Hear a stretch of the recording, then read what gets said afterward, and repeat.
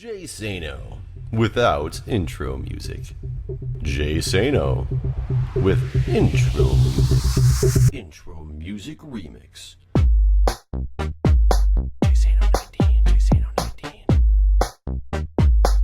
Jay Sano 19. Jay Sano 19. Well, hello everybody and welcome back. It is Jeff again coming to you with another episode of Minecraft from the MindCrack vanilla server, and it's been again quite a while. Part of that's because I've been out of town and therefore not in town and not able to record, and I have no idea where I left off. But obviously in this cave I was trying to get some things together, so where'd you go?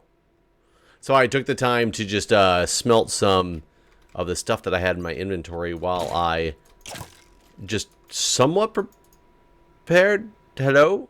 Hi? Broken? No!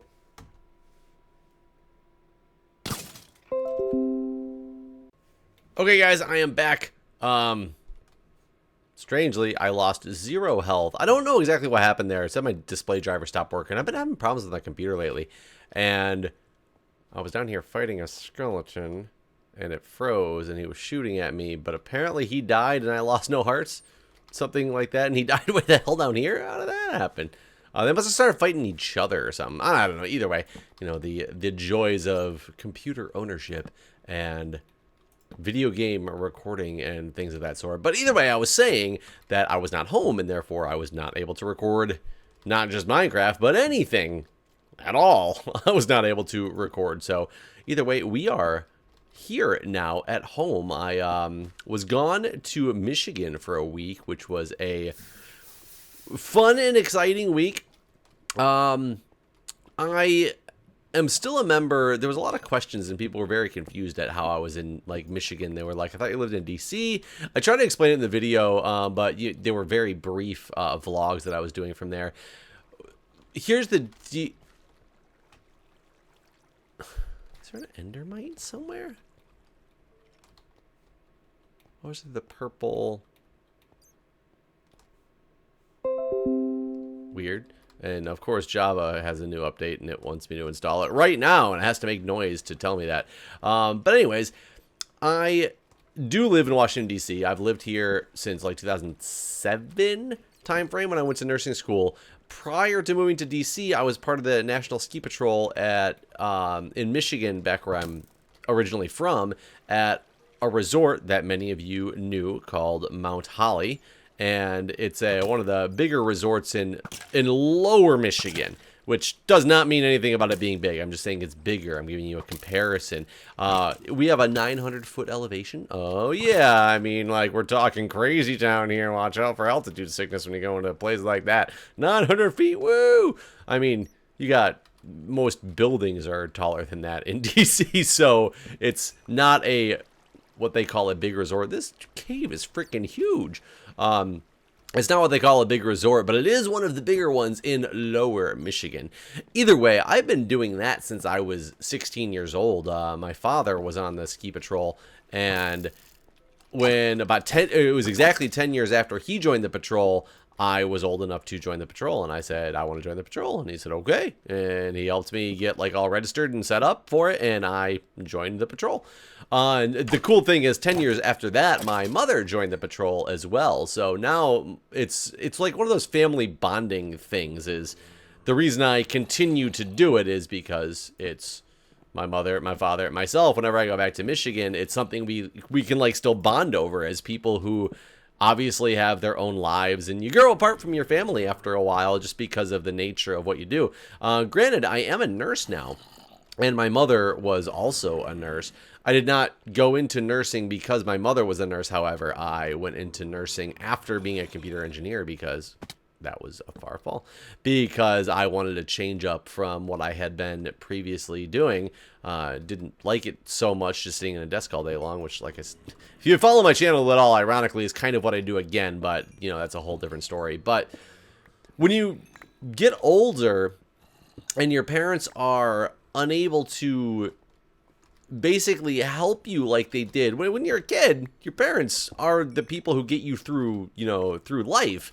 I don't mean get you through life, but they're the people who make sure that everything happens for you. They're, always there to assist, to teach, this, that, the other. I'm very lucky. I can't say this is the same for everybody. I'm very lucky with my parents and their willingness to help and their wanting to help and things like that. So either way, now that I am no longer following in their footsteps, quote unquote, I'm off doing my own things, living in a completely different state. Yes, I'm a nurse, but I'm in nursing informatics now, which is something my mother's never been a part of. She's never been into the IT side of nursing and things like that.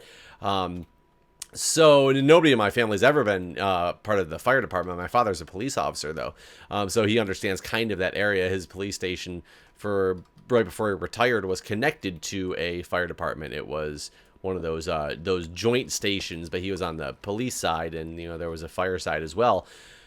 So they are very much happy when I come back to do things like patrolling with them, because it's one of those bonds that we still have together as a family, which is very nice. And that's the only reason I actually continue to do the ski patrol, is because it's my bonding with my mother and my father. And I go back every year and I get my own refresher, as well as I assist and do some of the CPR training during the refresher period every year in October. But in order to maintain an active status on the patrol, you're supposed to have like a duty shift once a week.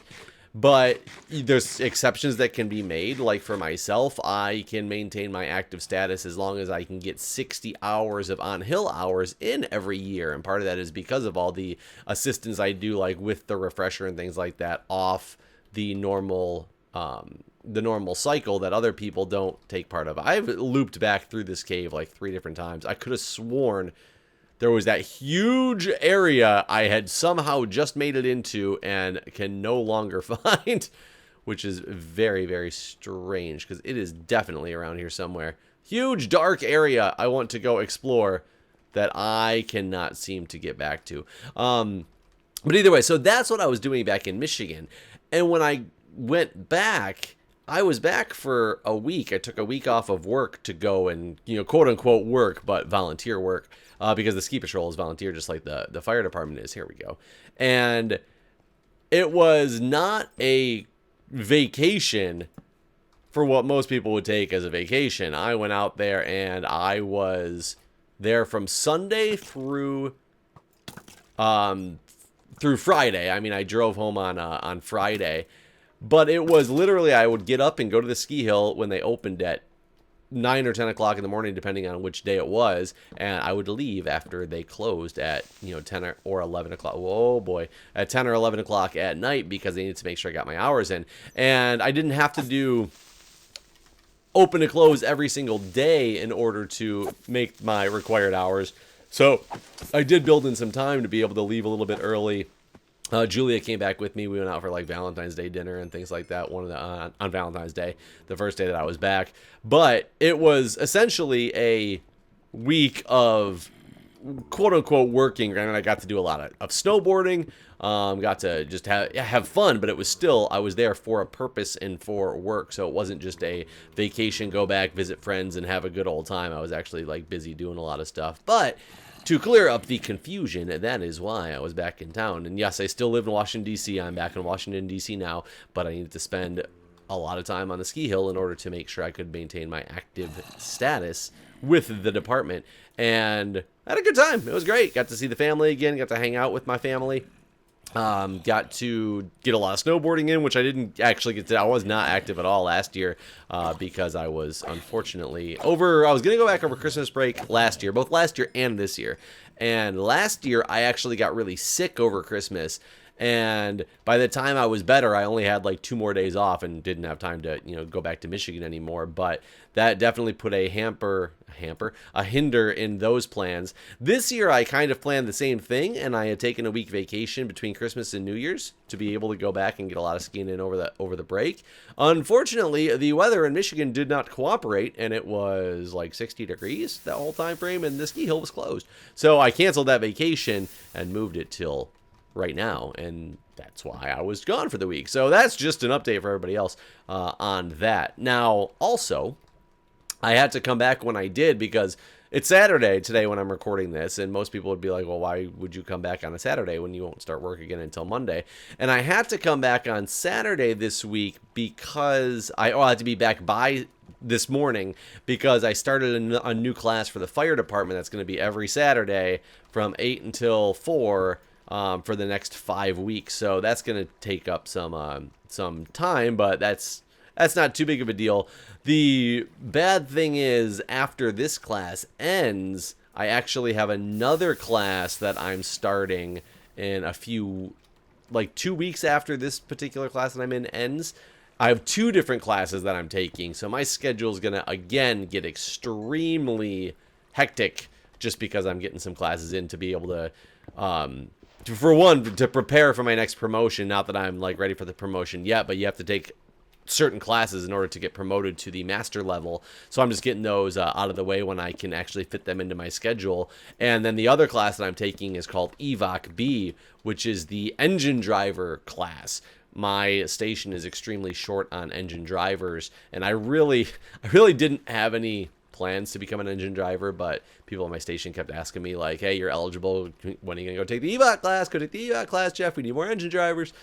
So I broke down and I signed up for it because as much as I enjoy what I do at the fire department, it's not just about doing what you want to do. Like, when you're in something for the long haul, I know I'm going to be a volunteer there forever. I'm never going to go career. A lot of people who are volunteer only in the fire department, they don't work to get promoted, not because they don't care, because they're doing it as a volunteer gig on the side, and they're volunteering their own time, so they have the absolute right to say, hey, I didn't come into this to drive an engine. I wanted to be the lineman. I wanted to be the E3, go into the fire with the nozzle and take it out. I'm volunteering my time. That's what I want to do. Don't force me to do something I don't want to do. Completely understand.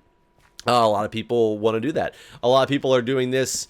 And the volunteer side, they don't want to get promoted yet because a lot of the promotions that happen on the volunteer side of the department don't transfer over to career side, even though you take the exact same classes with the exact same people, like past recruits. So it's okay. I guess we're going to give a little fire department volunteer career history here.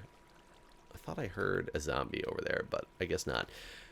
On the in a recruit class, a recruit class would be what you're in if you're going career. At least this is how it works in Montgomery County. It's going to be what you're going to do if you're going career. You're in a recruit class. Recruit class is much more paramilitary than the volunteer side of things. There's rules and regulations about what you can and can't do with, like, volunteer. I don't know if this is rumor or not, but it's even rumored that you can't force volunteers to even do push-ups because that's like a form of hazing for something that's not like their career field. I'm not sure how true that is, but I will tell you, I did do push-ups once in my volunteer class.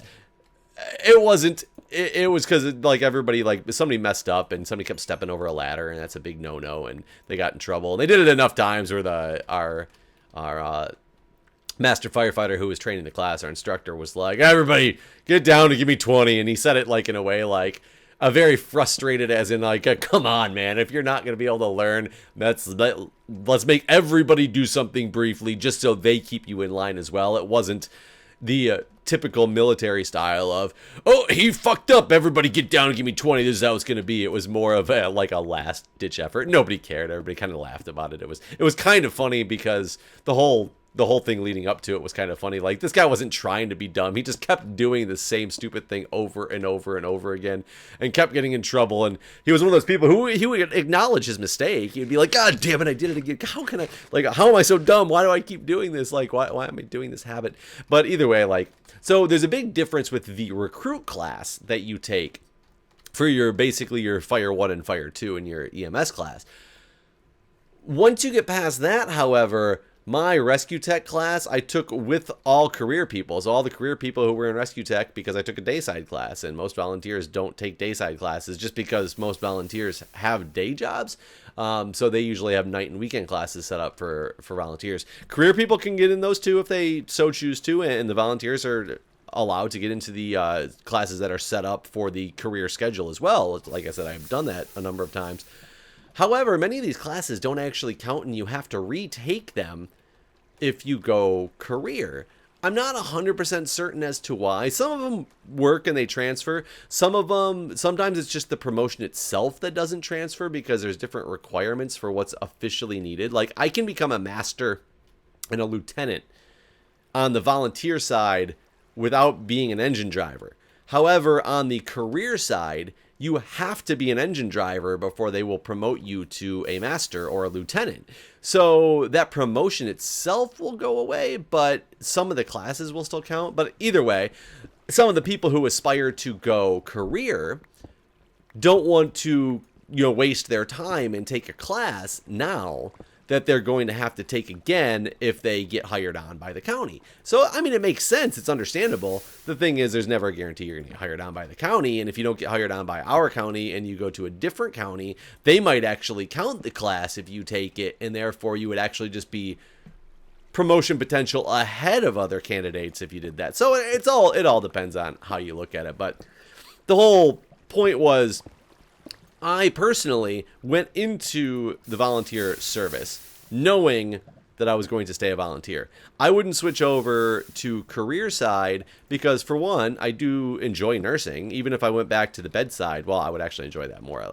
I love the bedside. But even as a bedside nurse who gets paid less than I do now as the director of informatics, I still actually make more money as a nurse than you do as a firefighter. Even in Montgomery County, which pays the firefighters extremely well, nursing still pays more, and they pay well. Part of it is they pay really well, considering you don't need a college degree to be a firefighter. You go through training classes at the academy and things like that, but there is no degree requirement. So a lot of the people who go career firefighting are people who did not go to college, and they can get a job that pays damn as close to people who graduate, more than in some cases, but like in some degree fields, but it pays more than many degree fields would pay. Like if you get like a business degree, I know a lot of those people with just quote unquote business degrees. 'Cause I had a lot of friends who went to school and they just graduated with a business degree so they could get a degree and move on and get a job. And some of them were starting salaries of like 30 grand a year, and I think they started like 48 or something like that in Montgomery County as a firefighter, which doesn't require a degree. So it's a great job, as well as a well-paying job for the initial requirements that you need to get into it. So I'm not saying I would never go into it because I would never want to be a career firefighter. On the contrary, had I known had I been involved in the fire service previous to having multiple degrees, let alone having worked as a nurse in the emergency department, knowing that I really enjoy doing that, so if I ever wanted to go back to it, that I could, then I would definitely think about switching careers to firefighting because I enjoy the hell out of it. It's a lot of fun. It's rewarding. It's, I don't know, it's bond building and things like that. It's all the good signs of a job. Like something that you enjoy doing all the time is a sign of a great job. I do fear that if I were to ever join the fire department career, just like any other job, just like when I'm working nursing for, a long period of time, when it's your job and you're forced to do it, it takes away some of the fun and the passion, not because you dislike doing it, but mainly just because of the fact that if you're forced to do something, you stop enjoying doing it as much at face value. That's why a lot of YouTubers, they say they hate playing video games, and people do say that. They don't say that because they really hate playing video games. They say that because once it becomes your job, you just feel like you have to do it, and therefore the fun of it's kind of gone. So I like keeping the fire department on the side, but I still want to get promoted through the ranks. I know I'm not taking anywhere career-based, so I don't need to wait like some other people do. Just to feel like I'm not wasting my time in taking classes I'm just going to have to retake. I'm ready to learn and get promoted to, I'm not ready to get promoted, but like when I do get promoted, I'm ready to rank up in the volunteer side to master, lieutenant, captain. I'm all about it. Like, put me up through those ranks. I'll be a volunteer for the rest of my life in the fire service, and I still want to be able to start being in charge of some things, training, all that fun stuff. It's just, I don't know, it's just my nature and what I enjoy to do. But either way, while I was back in Michigan, I just went down a dark hole that didn't lead me anywhere special. While I was back in Michigan, you guys will get to see the video of this pretty soon once I get all the footage put together. But man, I got to try out some little boards that I bought a couple years ago. They're called Soul Origin boards.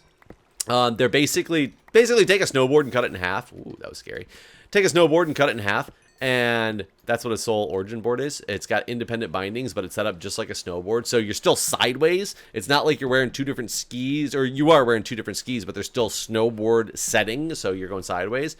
That was one of the hardest things that I've ever done in my life, and I've been extremely lucky in my snowboarding and skiing career that I have never injured myself to the point where more than just, oh, I took a bad fall, let me sit down for a minute. Okay, I'm back up. I also didn't push myself super extremely hard in the past. Like, I don't know how to do cool jumps, and I'm always sad with myself because I don't know how to do cool jumps.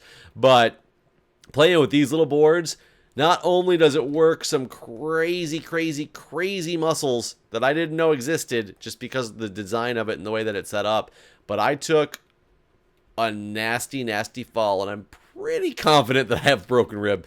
I don't think I have a pneumo because I can breathe okay, but I will tell you it hurts more and more every day to turn, to lift, to breathe, and it's right in the same spot in the center of my chest, or the center of my rib cage, I should say, not my chest. It's on the right side. So the center of the right side of my rib cage. And I took a fall, and I did the wrong thing, and I tried to kind of put my hand out and brace myself a little bit when I was falling, which you're not supposed to do. Usually you'll injure your extremities when you do that, but it forced my hand directly into my chest as I fell down, and I heard a crack, and I instantly knew that I was in some trouble. I got up. I was in a lot of pain. I got video footage of it too. It doesn't look horrible, but let me tell you, it fucking hurt.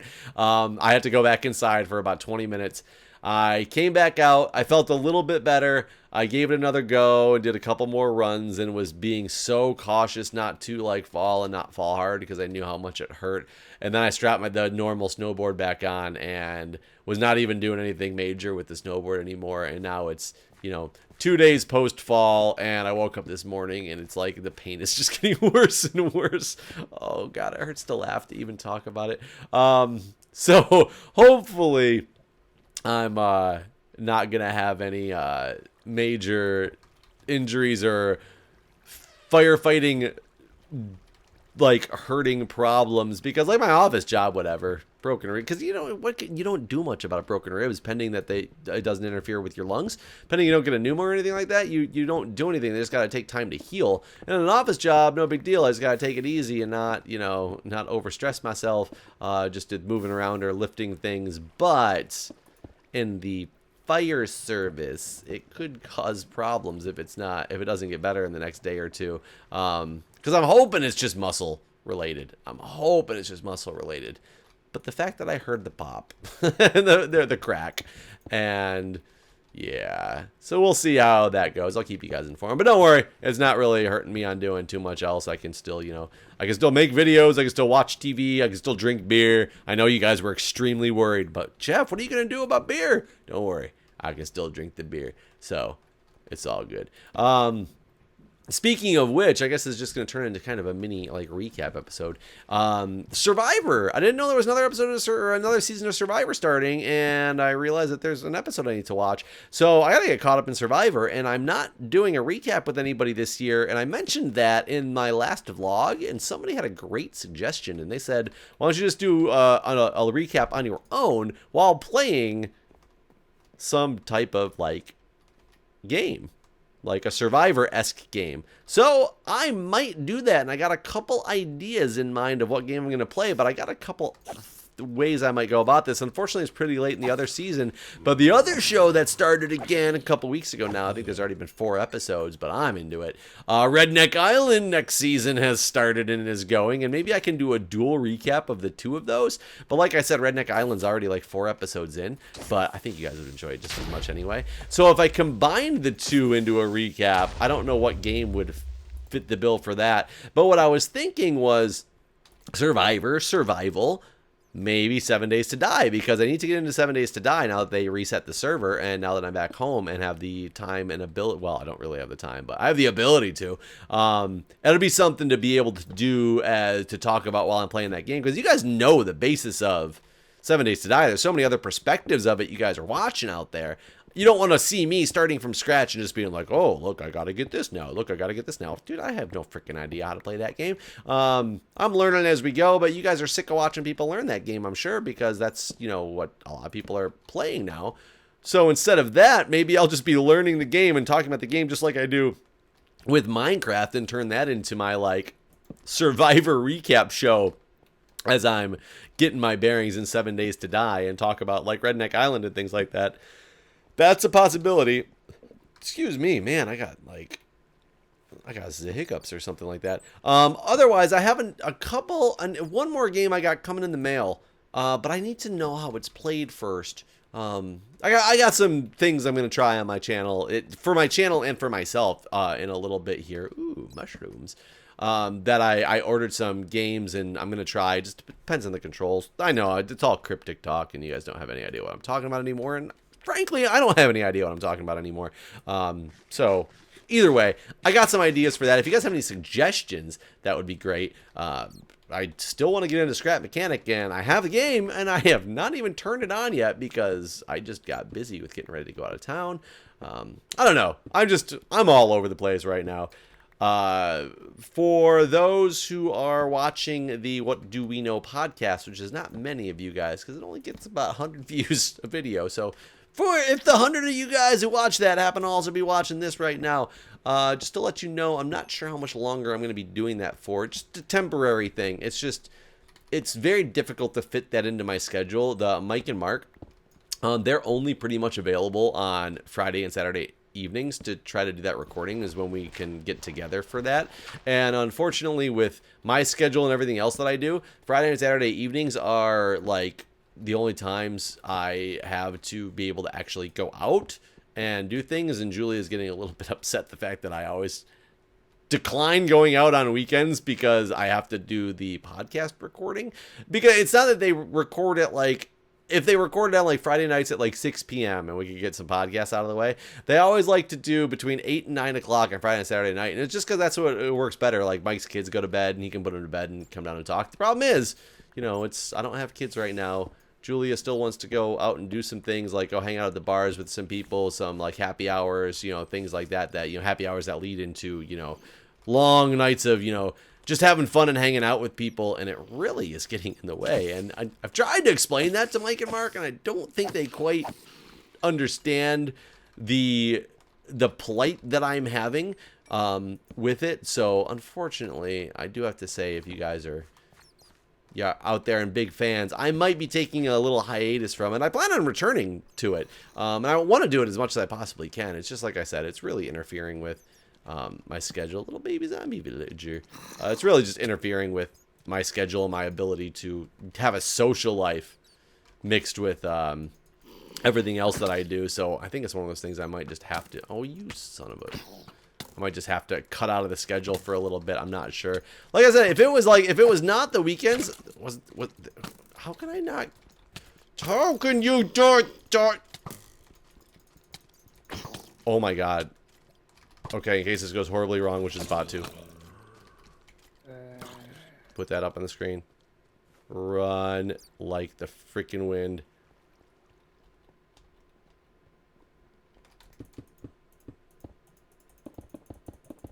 I can't even place blocks correctly to block myself in here. Just get these across. Oh my god. I put up the coordinates. I was sure I was about to die right there. I don't... That little baby zombie, he just got the best of me. He got the best of me, and I could not take him down. And now I have walled myself into a corner to end this episode with. Good God. All right, guys, that was a lot of information thrown at you all at once, playing some good old Minecraft. We will get back to some stuff. I got a lot of things. I really need to get this channel organized. That's all I got to say. Anyways, hope you guys are still enjoying. Give me any comment suggestions. Give me some levels for Mario Maker, because that's what I love playing lately. And anything else you want to say, feel free to say it. Email me, jcno19@gmail.com. Send me comments below. Whatever the hell you want to do, get a hold of me. You guys know how. I listen to everything. I don't do everything, but I listen to everything. So anyways, guys, thanks for watching. See you next time.